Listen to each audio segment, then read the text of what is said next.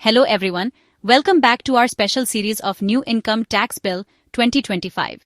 अगर आप भी न्यू इनकम टैक्स बिल 2025 के बारे में और जानना चाहते हैं तो हमारे चैनल को सब्सक्राइब कर लीजिए और अगर पुरानी वीडियो नहीं देखी हैं तो जरूर देखें।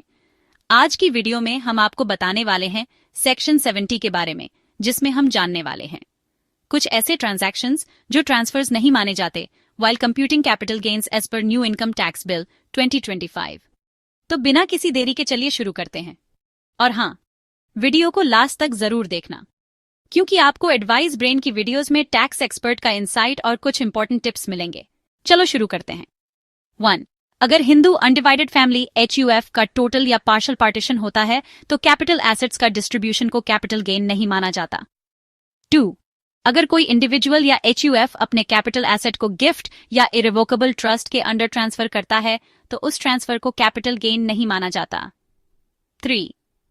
अगर एक कंपनी अपने कैपिटल एसेट को अपनी सब्सिडियरी कंपनी को ट्रांसफर करती है और पेरेंट कंपनी या उसके नॉमिनी सब्सिडियरी कंपनी के पूरी शेयर कैपिटल को होल्ड करते हैं और सब्सिडियरी कंपनी एक इंडियन कंपनी है तो उस ट्रांसफर को कैपिटल गेन नहीं माना जाता।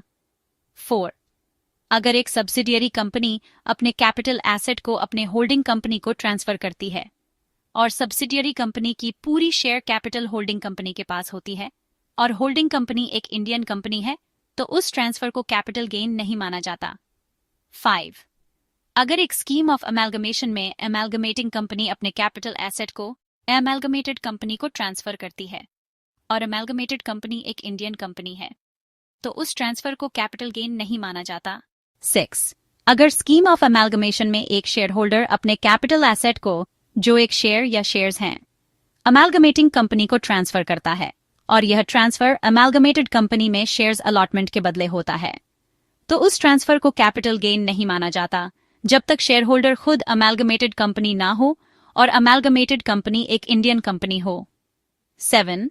अगर स्कीम ऑफ अमेलगमेशन में एक फॉरेन कंपनी अपने कैपिटल एसेट, जो शेयर्स हैं, एक इंडियन कंपनी के अमेलगमेटेड फॉरेन कंपनी को ट्रांसफर करती है और एटलीस्ट 25% शेयर होल्डर्स जो अमेलगमेटिंग फॉरेन कंपनी के थे वह अमेलगमेटेड फॉरेन कंपनी के शेयर होल्डर्स बन रहे और इस ट्रांसफर पर कैपिटल गेन्स टैक्स नहीं लगता उस कंट्री में जहां अमेलगमेटिंग कंपनी इनकॉर्पोरेटेड है तो उस ट्रांसफर को कैपिटल गेन नहीं माना जाता। 8. अगर स्कीम ऑफ अमेलगमेशन में एक फॉरेन कंपनी अपने कैपिटल एसेट, जो शेयर्स हैं, एक फॉरेन कंपनी के जो सेक्शन 9 सबसेक्शन 9 क्लॉज A में रिफर किए गए हैं को अमेलगमेटेड फॉरेन कंपनी को ट्रांसफर करती है और यह शेयर का वैल्यू डायरेक्टली या इनडायरेक्टली एक इंडियन कंपनी के शेयर से डिराइव्ड होता है और एटलीस्ट 25% शेयर होल्डर्स जो अमेलगमेटिंग फॉरेन कंपनी के थे वह अमेलगमेटेड फॉरेन कंपनी के शेयर होल्डर्स बन रहे और इस ट्रांसफर पर कैपिटल गेन्स टैक्स नहीं लगता जहां अमेलगमेटिंग कंपनी इनकॉर्पोरेटेड है तो उस ट्रांसफर को कैपिटल गेन नहीं माना जाता। 9. अगर एक बैंकिंग कंपनी अपने कैपिटल एसेट को अपने बैंकिंग इंस्टीट्यूशन को ट्रांसफर करती है under A scheme of amalgamation जो सेंट्रल गवर्नमेंट के द्वारा बैंकिंग रेगुलेशन एक्ट 1949 के सेक्शन 45 सबसेक्शन 7 के अंडर सैंक्शनड और फोर्स में आता है तो उस ट्रांसफर को कैपिटल गेन नहीं माना जाता। 10. अगर डीमर्जर के केस में एक डिमर्ज्ड कंपनी अपने कैपिटल एसेट को रिजल्टिंग कंपनी को ट्रांसफर करती है और रिजल्टिंग कंपनी एक इंडियन कंपनी है तो उस ट्रांसफर को कैपिटल गेन नहीं माना जाता। तो ये हैं 10 केसेस जिसमें ट्रांसफर को कैपिटल गेन नहीं माना जाता। तो आज के लिए सिर्फ इतना ही, मिलते हैं नेक्स्ट वीडियो में। नेक्स्ट वीडियो में हम आपको और ट्रांसफर्स बताने वाले हैं जो कैपिटल गेन ट्रीट नहीं होते।